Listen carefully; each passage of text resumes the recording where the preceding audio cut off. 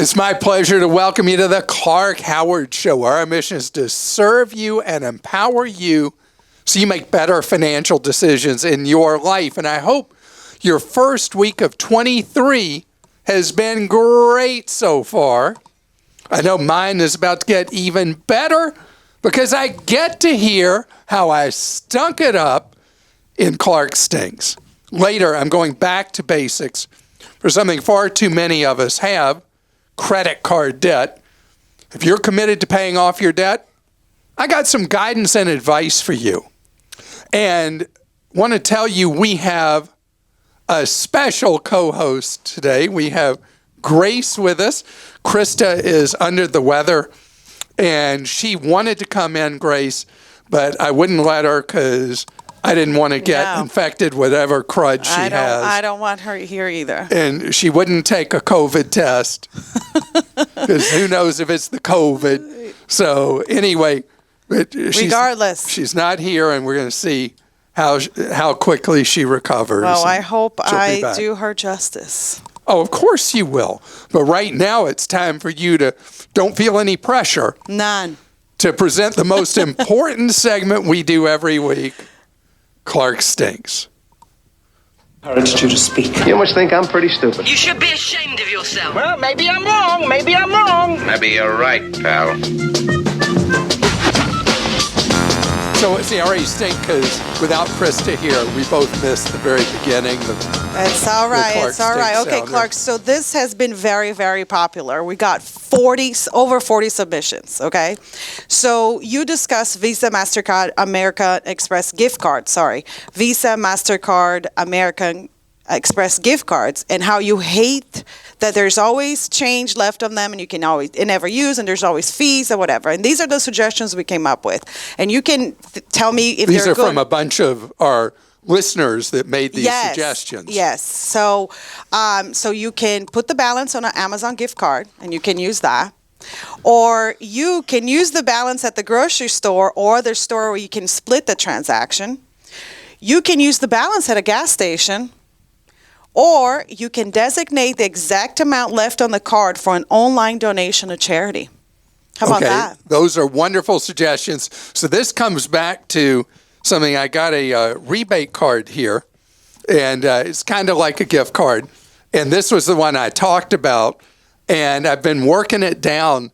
And so I keep using it at places for transactions, and I'm like, I don't know if it's going to work, and so it'll work for this, won't work for that. So I'm getting closer and closer to zero, and I like several of these suggestions, and I have to figure out how to find out what the remaining balance is, because I love the idea of donating whatever dollars and cents are left on this to charity, and so that's the one that I'm going to do. So why have I picked on the Visa, MasterCard, American Express gift cards? Because the value on them is hard to figure out, the remaining value, and spending that balance because of the declines you have at the register. But the other thing is that usually a Visa, MasterCard, or American Express gift card has junk fees attached to the purchase. And so if you give somebody cash instead, well, then you don't have to worry about it. We don't have to have these workarounds like, well, put it on an Amazon gift card or do this, that, or the other. And so the simple rule, keeping it simple, is usually the best idea. And gift cards are not simple. Yeah. They usually have like a $5 fee Depends for you where to you buy put. them. Yeah, it's too much. Okay, are you ready for our next Clark Stinks? Okay, so you stated Costco membership reward payments have to be used in store. Not true. Kind of. Yes, you need to redeem it at the store. But if you present the reward for payment and your purchase in less than the reward amount, you get the change in cash. I had 259 executive membership rewards last year, presented the gift card reward certificate, for about 177 worth of stuff. Got $82 in change in cash. Then, with my Costco Visa reward, $500 card reward, with a $152 purchase, I got $350 cash handed back to me. Rich, thank you. And I appreciate very much what you say, because that's what I do is I go in with my reward voucher for membership, and I buy just a few token items, and then I do get the rest in cash.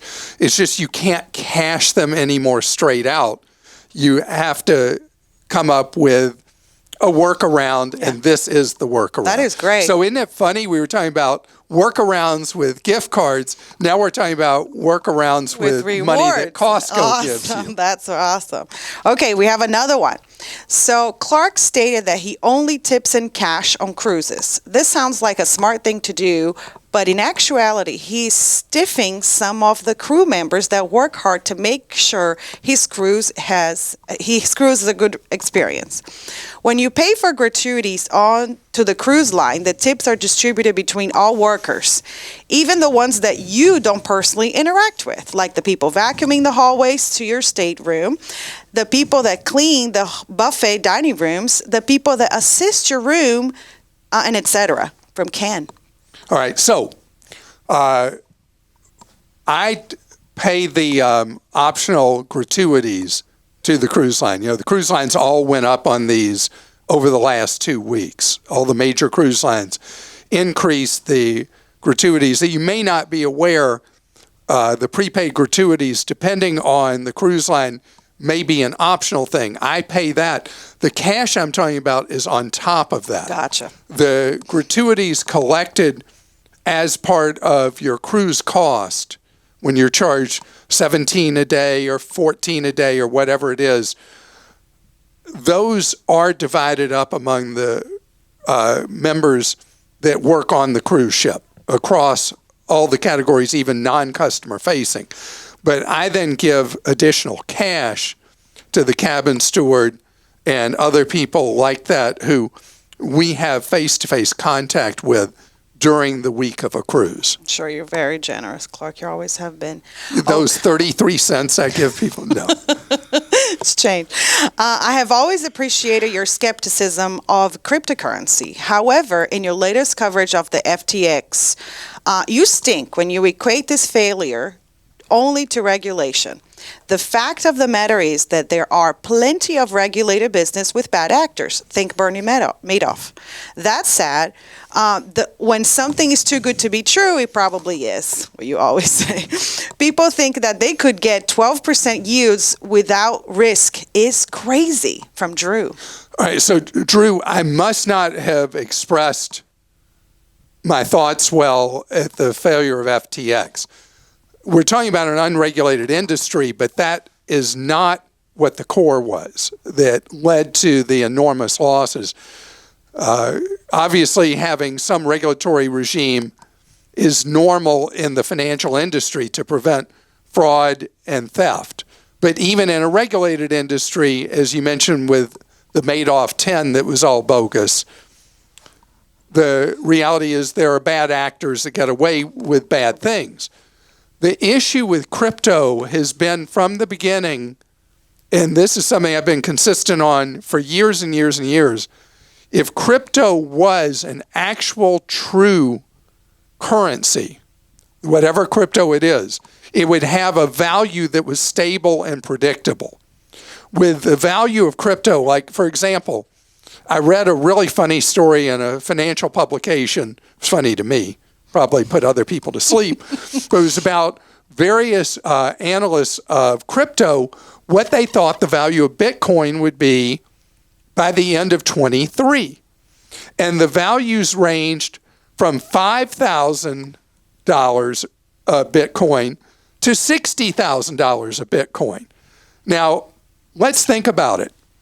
If I go into a store, I have a Dr. Pepper Zero here. And I go in to buy this Dr. Pepper Zero. And I know it's going to be, if I go buy one of them in the refrigerator case at a convenience store, it's going to be probably $2.25. And I know that's what it's going to be. But if I go in and try to pay for it with crypto, I don't know how many crypto it's going to take from when I park the car at the convenience store, open the door at the convenience store, go to the refrigerated case, pull the the Dr. Pepper Zero out of that and then go over to the register and pay, the value of that crypto will have changed 4 times in that short period of time. That is not real money. When crypto has real value and when it's something you can count on, it's when the value is predictable, reliable, and stable, not a speculative holding that you're hoping you're rolling the dice and you're going to hit big at roulette. It is a gambling activity now. And eventually, there will be some form of electronic money that we can trust. It doesn't exist yet. All right. So you recently answered a question for someone asking what employers and companies will pay for college tuition, and you missed the obvious. Colleges. Yes, many colleges and universities offer free or highly discounted tuition as a benefit for employees and sometimes their immediate family members. I worked at a snazzy college in the Boston area. Is there any other kind of college in Boston other than snazzy?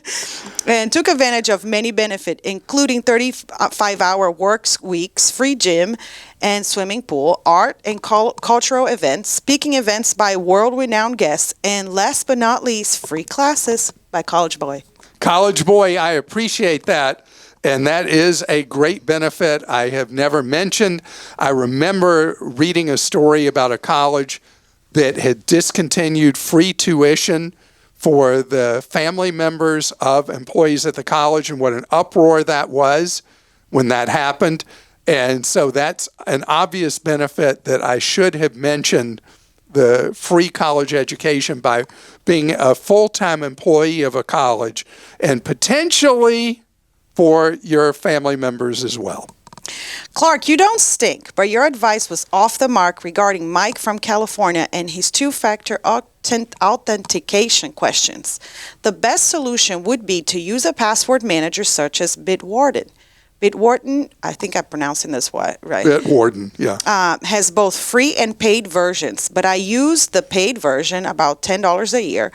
Within Bitwarden, each spouse can have an account. You can set up an organization, household, and add all shared accounts to the household. Bitwarden can also handle two-factor authentication. Oh, okay, two-factor, excuse me. For each account. For each account, for you. So each spouse can check the two-factor authentication code without asking one another. From Houston.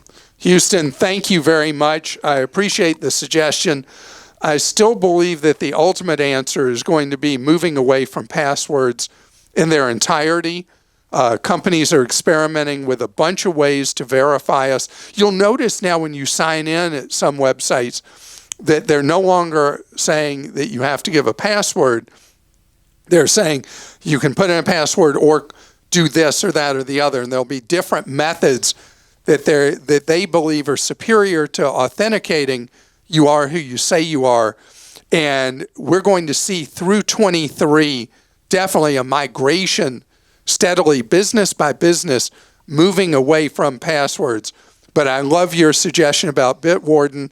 We've talked about password managers. And then we've had the risk with, it just happened again, with another password manager itself being hacked, potentially exposing people's passwords wholesale. And that's pretty scary in itself. So passwords as a system does not work. Even password managers are a patch on a broken idea. All right. One poster asked whether they should stay teaching in a job they loathe for a bigger pension or quit now. I believe a superior advice would be to discuss with management how unhappy you are and seek a solution together. Perhaps change can be made to your current role that will improve your satisfaction. Perhaps a different position, possibly a part-time, has the needs that interest you. In my short 12-year career, I've been surprised on how willing my managers have been to help me when I've struggled at work. This has happened twice, and in both times, my job satisfaction skyrocketed. I know the original poster asked their question in a binary way, but sometimes we need to think outside of the binary. From Ben.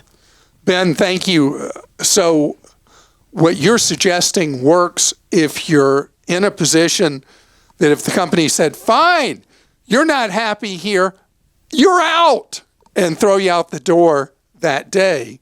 I saw that happen to a friend of mine where they went to express the things that they were not griping about their job. There were just some things that weren't going very well. And next thing they knew, they were gone that day. So you have to be prepared for the possibility that a boss may not react in a warm, nurturing, supportive way when you bring your grievances, gripes, your concerns to them, because you got to really know the culture of where you work and the boss you work for. Are you going to love this one? For the sake of every American person, please, please, please, please stop promoting fast food. I just finished listening to your report on the average wait time at fast food places. Week after week, you talk about how cheap these places are. How can you get even better prices by using the, I'm sorry, not a question. How can even get a better prices by using their apps? How wonderful the prices are at Costco food courts. How much you love soda. I mean, I just did almost like a commercial earlier for Dr. Pepper Zero Sugar. It is a very good drink. Perhaps instead of quoting fast food way too many times, start quoting skyrocketing rates of obesity, diabetes, heart rate disease in Americans. Or perhaps start giving advice on best health insurance plans for those suffering with above lifestyle diseases and years after years of eating fast food. Oh my gosh. You just said you could live anywhere in the world outside of the U.S. and you would choose Italy, the birth of slow food movement, from Regina. So really, Christa wrote it under a fake name, under Regina's name. So Regina, it's funny you say this because it is true. When we eat at home, I was thinking about it because I fixed dinner for the family 2 nights ago, and we had leftovers from that dinner for lunch yesterday, and then I fixed dinner again last night. And I was thinking about how healthy we ate at home versus how unhealthy we eat when we're out and about. And so it is true that fast food in moderation, I believe, is okay. It's got high sodium, calorie, fat, blah, blah, blah, blah, blah. It's how much you do it. It's like many other things, like drinking alcohol in moderation is okay. Drinking it to excess, not. Yes, it is true. A lot of Americans live a fast food diet, and the consequences are all the things you said, Regina. And yes, the food in Italy is illegally good. I know you always promote a healthy lifestyle. You always encourage people to work out. You're also a person who enjoys working out and exercising. So I'm going to give you that. Clark shares some great advice about finding deals online when there aren't any obvious sales. He doesn't stink that bad, but one more thing that you can try asking a store employee directly if there are any discounts they can offer, and the item that you're interested in. The worst that can happen is that they'll say no. I've had a lot of good luck doing this way, and get to meet some people. Some people are uncomfortable doing that, but it seems to work well for me. From Jonathan. Jonathan, this is 100% true. We've heard from people over and over again that if there's an item you're interested in, even if it's not on sale, if it's online, to engage with a chat with the business. If it's not going to work at a huge online seller, but a smaller one potentially. And in a store, people are surprised the success they have talking with an employee or a manager to see if they can get a discount on an item that is not on sale that they really want, and it can work. You know what I have done? I have asked the grocery stores. Oh, I keep hitting this thing. Grocery stores around my house that when they receive a lot of the items, produce, and they tell you, and usually the day they receive, they run a sale the day before. So on the items that are going to go stale. Yes. Okay, so a few people wrote about this. Clark's railing again about reserving Airbnbs and not knowing the cancellation policy. But in fact, the cancellation policy is at the top of the listing, right between the title and the description. Then, if you select reserve, the cancellation policy again pops up before you can complete the reservation. Mike, thank you. So the point I was making about Airbnb is that you've got to know the cancellation policy with it and with VRBO. You've got to know before you pay. And the contrast I was drawing is that hotels tend to have much more generous cancellation policies than Airbnbs or VRBOs. And that's why it's so important for you to know before you purchase that stay, what happens if later you can't go and what happens to your money. And so this is really the point, is that it's up to the consumer who's buying a stay at an Airbnb or a VRBO to know what it is they're getting and what the requirements are that you're stuck with potentially a strict cancellation policy, that our lives have unexpected events. You could be out a lot of money. Speaking of a lot of money, let's say you owe a lot of money on credit cards. How are you going to whittle down that debt? We're going to talk about that straight ahead. It's time for us to talk about your wallet here. You know, every January, like clockwork, I want to guilt you into figuring out what you owe to whoever you owe money to. It's one of the key criteria I talk about is for you, if you hate opening your email or going to your mailbox because you don't want to see what bills are there, that's when you know you have to face it head on and figure out what are all your monthly obligations, mortgage or rent, car payment, insurance bills, credit card bills, utility bills. But right now, I want to talk zeroing in specifically on the credit card bills, because as I was talking about in the fall, average amount of household credit card debt after declining for years escalated a lot in 22. So here we are in 23 with the credit card companies having steadily raised the interest rates on their credit cards. At the same time, balances are going up. That's an ugly storm for your wallet. So what I want you to do is I want you to write down all your bills, and I want you to separately take the credit cards and put down the balance of each that you owe and the interest rate on each. Couple of priorities here. One, if you look at all the credit cards you have and you look at the online statement or the paper one, you'll see that box I love to talk about that shows how many years you'll be in debt if you just pay the minimum. And if you're running a decent balance on your card, it may tell you 35 years, 40 years, whatever.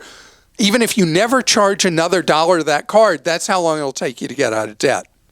Then there's another box, the 3-year box. It shows what you'd have to pay per month, never charging another dollar to that card, to be debt-free on it in 3 years. And the surprise so often for people is the amount more you have to pay to go from 40 years paying off a card to 3 years paying off a card is not nearly as much more as you think. But that's just something for you to look at and get your arms around how much a high interest rate on a credit card hurts you. Nobody ever got rich paying Visa or MasterCard 17 or 18%. On that point, if your credit score, credit standing is still good, and I want you to stay on top of your credit scores, most of the credit cards you have will tell you your credit score. Just by signing into your account, you can see an up-to-date representation of your credit score. It'll be an approximation. Credit scores always are. But if your credit score is really good and you're now determined to pay off balances, one thing you should look at is doing a balance transfer. And on Clark.com, we have a list of some of the best balance transfer offers available in the market. And that'll set you up for a countdown, usually 18 months, where you have a period of zero interest, and you use that time, or very low interest, to pay down balance. But I have a weird thing about that. What you're able to balance transfer to the lower or no interest rate card, you just service that as required, meaning paying the minimum, because during those 18 months, I want all your effort to go into paying the most you possibly can against your highest interest rate credit card. And you may have heard me talk about looking at the interest rates and ranking your cards in priority order, where you pay the minimum on everything except the card with the highest interest rate debt. And that's the one you're throwing money at. So having a goal, having a plan to not use those cards, not use credit, and being determined to pay down debt, you can't believe how much better it feels over time as those balances start to decline. And it's up to you to take control. And we are here for you. And we have our group at Clark.com that is helping each other pay down their debts. And no, you're not alone. You're one of tens of millions of Americans that have a lot of debt that feels like it's forever, but it's only forever till you resolve that you're going to attack it, that you're going to tackle it. And I know you're capable of doing it. If you're one of the people, though, who's not in that category, you owe massive amounts of debt that there's no way you can see yourself to getting out of, that's when I want you to go to nfcc.org, National Foundation for Credit Counseling, nfcc.org, and meet with a credit counselor, either virtually or in person, to come up with a plan to get out of debt. And if your situation's dire enough, they can negotiate with the credit card companies potentially a reduction in interest rate and a payment plan to get out of debt. Grace? All right. And I think you meant the Ditch Your Debt group on Facebook. Thank it's you. called Ditch Your Debt. It has a lot of followers and everybody helps each other. It's really good. So we have a question here from Gabriel in Iowa. I'm 19 years old and I currently have 7 credit cards. I enjoy collecting them and I don't plan on stopping. It's an odd hobby of mine. If I continue to apply and get more, will that end up hurting me in any way in the long run? I know there's a short hit on my credit due to the hard inquiry, but is there any other disadvantage? I never run a balance and my credit score is in the high 700s due to my credit limit. Okay, so Gabriel, here's the funny thing. Having all those cards is actually a benefit to you because it means you have very low utilization and you show your wide ability to handle credit. The only time this could come back to harm you is when you want to apply for a mortgage. Sometimes a mortgage underwriter will look at the vast amount of cards you have and available credit and be worried that you'll get into a home and you'll say, oh, well, now I need to furnish it, or now I need to buy the 900-inch television. I need to buy the play set in the backyard and blah, blah, blah, blah, blah. So sometimes the mortgage underwriter will require that you close some of those lines of credit. But other than that, you're all good. All right. This is from Pelini in Hawaii. Aloha, Clark. I hope you and your family are well. I have 3 hard inquiries on my credit card that I'm wondering if I can get removed. One is from Macy's. I have had a card. Actually, credit report. I'm sorry, a credit report. Yes. One is from Macy's. I've had a card with them for 28 years. It is a card I use maybe once or twice a year. They ran an inquiry and closed my account without warning. I didn't know until I tried to use it. Contacted them and they said I hadn't used it within a year. I explained if I had received a notice, I would have kept the account. The two other inquiries were made for credit cards. One increased the credit limit and one lowered my credit limit. Can these inquiries be removed? And is there anything I can do about Macy's? I had that card for so long. So, first of all, the Macy's card closing the account, this is something we're going to see in 23. As issuers get nervous about the amount of outstanding available credit they have, people who've had no activity on a card may, without notice, have their accounts killed. And that's why activity on a card, if you want to keep it as part of your active mix, is so important. You've got to remember to use the card. None of the inquiries you have are what are called hard inquiries. The things that occurred unless you requested a credit limit increase, and that, depending on the lender, may or may not result in a hard inquiry on an existing card. Those kind of inquiries do not factor in your credit score and they don't harm you. It's when you initiate an application for credit that represents a hard inquiry. As far as Macy's, it's out of your life now. At some point, if your credit score is solid, you want to get a general card, a Visa, MasterCard, Discover, or American Express, to replace that available credit you had from the Macy's card. All right, and this is the last one is from Paul in Washington. I have rapid reward points, and I want to book a flight in late February. Given Southwest airline chaos, how risky is this? So, Paul, after an airline has a meltdown, they become typically the most reliable airline you could fly, because everybody in management is focused when a company messes up badly and the CEO is embarrassed on national TV and social media and everywhere else. I mean, who knew the name of the Southwest CEO before all their mess ups at Christmas, New Year's? Nobody outside the airline industry could have named the CEO, Bob Jordan. But see, I did it too. There you are. Bob Jordan. Anyway, I wouldn't worry at all, because I think that after a problem is when it's the safest to use a service provider that has been in a big embarrassing episode. And so I'm actually flying Southwest next week. Oh, God. So I'm not worried. And I got all those free points from them. So I'm going to fly them as well. But I'm always willing to roll with the punches.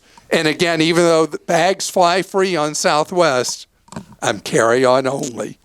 So I want to thank you so much for being with us today.